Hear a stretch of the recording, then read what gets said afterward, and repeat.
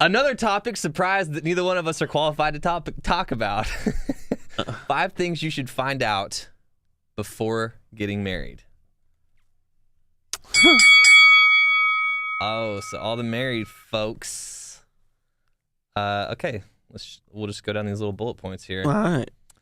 Before you say I do, you might want to consider finding out the answers of these 5 questions to make sure they are still the one.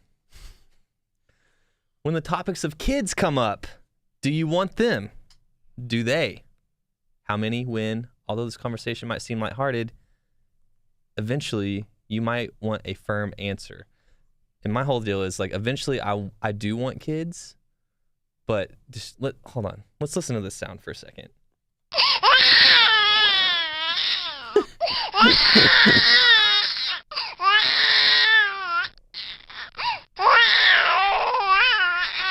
And then one more time, because they don't stop when you tell them to stop. No. So that's something to think about.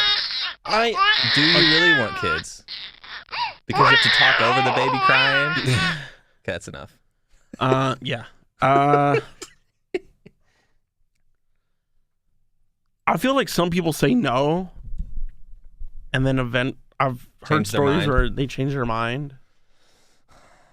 But would it be a deal breaker if the person like you're dating is like, I do not want kids ever? Deal breaker or no? Yeah. Well, you can adopt. What if they're just like, I don't want to ruin my body? I'm open to adopting. I'm open to stealing a kid. I just don't want to have one myself. No. No, you need. I want my own. You need your seed. You need to spread your seed. Because you could say like, oh, we could do like surrogate, but that's like $50,000. Is that really? Yeah. Like I'd What? Okay. like I'd rather spend that on like a down payment on a house. Yeah, same. I would be open to like adoption. No, I definitely want to adopt. But then again, I also want to spread all of this. You know what I'm saying? Okay, enough of that.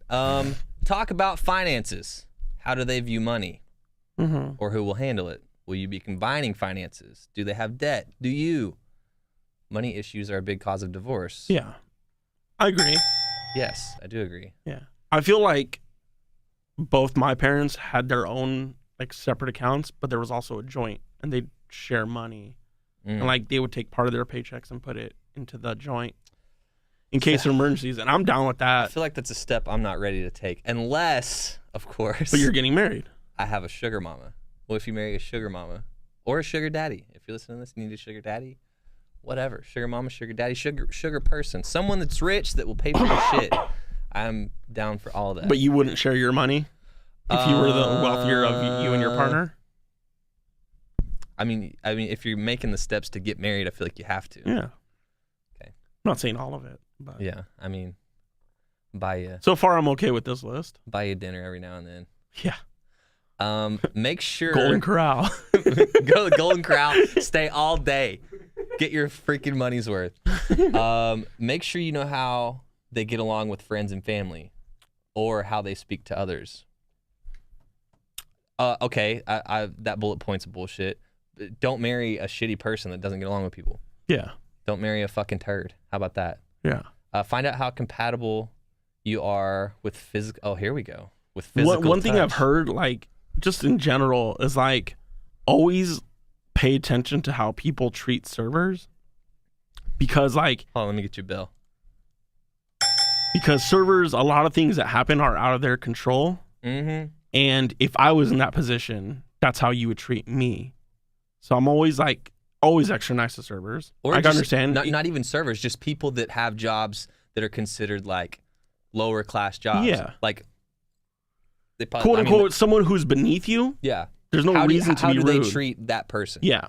Yeah. So, but yeah, definitely that's somebody like that I would not want to like. Yeah. If they're be just in a a fucking bitch to, like you said, a server or a janitor, someone cleaning your plumbing, whatever. Because I'm not saying I'm from a rich family, but I'm not saying I'm from a poor family. Like, we're a median family, and like we don't have the nicest things. And so if you're willing to treat someone like that, chances are you're going to meet my family, and you might not think like that's what you're made for.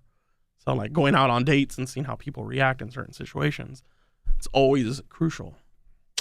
Point number 4. Find out how compatible you are with physical touch. Do you both like holding hands? No. Do you expect a goodnight kiss? Sometimes. I don't know. That's like PDA. I've never like really been down with PDA, like holding hands in public. I think that shit's kind of whack and corny.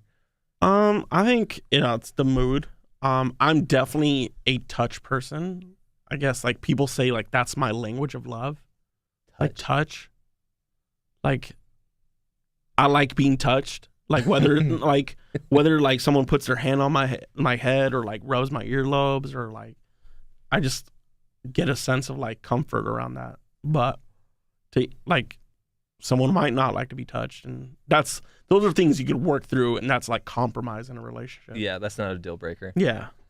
Lastly, know how your partner acts during a crisis, whether it's stress from travel around the holidays or dealing with something at work. Are you okay with their approach?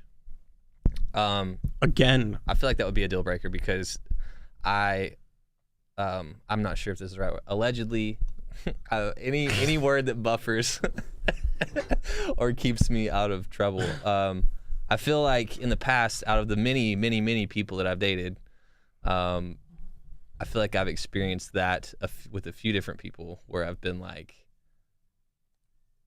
yo, you're going off the rails on some small shit right now. Mm-hmm. And that I don't know what to do. So I feel like that is a deal breaker. Yeah. But again, going back to like treating people like, especially like gate agents, like when a plane is down, like there's literally nothing they could do. When like, oh, there's a hurricane coming, like there's nothing they can do. Like they're trying their best to like reroute you. Right. Like there's no reason to be a bitch, whether you're a guy or a girl, and you're like, there's 300 other people trying to get on this plane and trying to get home to their kids, and like they got work the next day. Like, so under stress, like I've flown a lot in my life, and thankfully, like my mom is a really patient person. Like instilled that in me of like chaos, and I have a huge family, and everybody wants to speak their mind, and this is how it should go. So, yeah, that would be a deal breaker. Yeah. Basically, don't be a dick. Hey guys, make sure to hit that subscribe button right below because with all your subscribes and all the likes, we can afford new chairs like this. And we're pretty stoked about it because I might take it because it's actually not ours. But hit that subscribe button nonetheless. Go do it. And I know I flubbed my words. English is my second language. Adios.